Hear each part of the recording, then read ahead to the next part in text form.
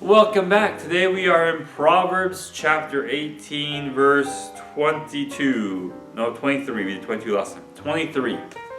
The poor man uses entreaties, but the rich answer roughly.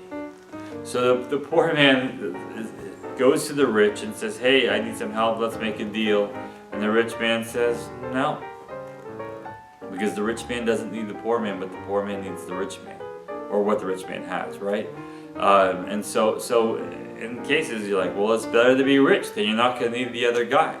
But remember that God looks at what we do with our riches. He looks at what we do with what we've got. So if you are rich, if you do have things, spend them for the Lord. Because if you spend them for the Lord will reward you for it in heaven.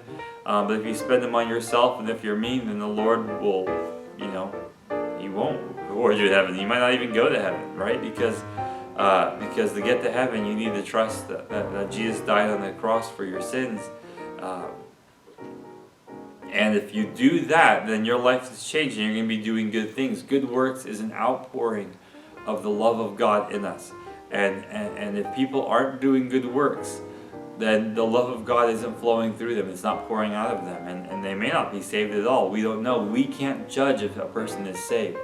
But I can tell you that if you are saved, you are going to be driven to do good works, and you're going to be driven to do good things. And so if you're not doing good things, I'd be scared if I was saved, because sometimes we think we're saved because we go to church, or we read the Bible, or we give money to the church, or it's something. Someone told us one time that if we donated so much money to their ministry that we would be saved, and so we did it.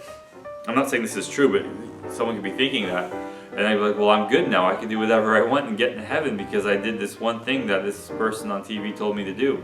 But that person was lying. That person wasn't telling the truth, and you're not saved. You just think you are, and what a dangerous place to be.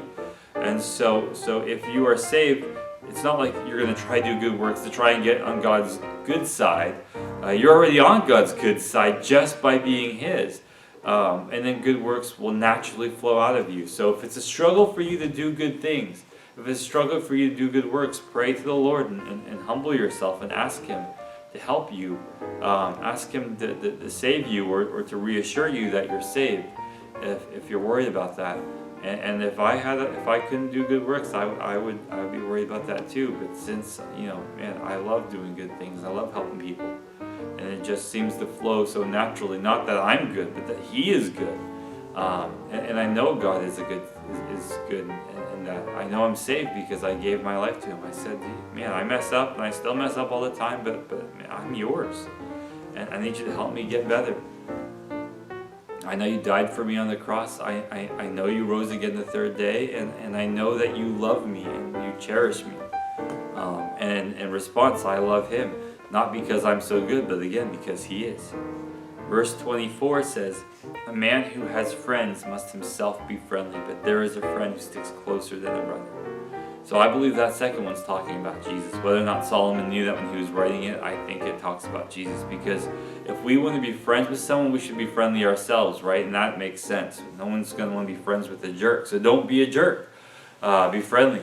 But the friend who sticks close to a brother will stick by you in hard times. But there's even a point when you mess up so much that even your brother says, you know what, I'm out of here. You're hurting me, you're hurting my family by the way you act. We can't do this. They'll stick with you through hard times, but there will be a time when it's just enough.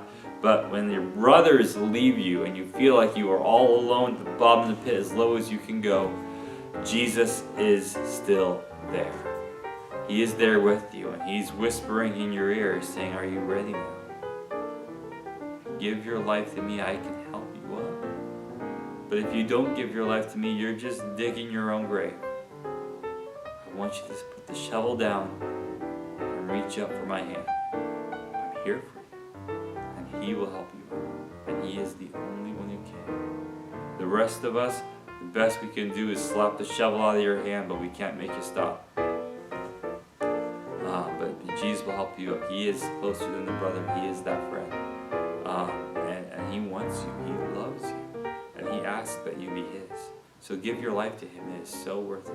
God bless you and have a good day. We'll see you next time.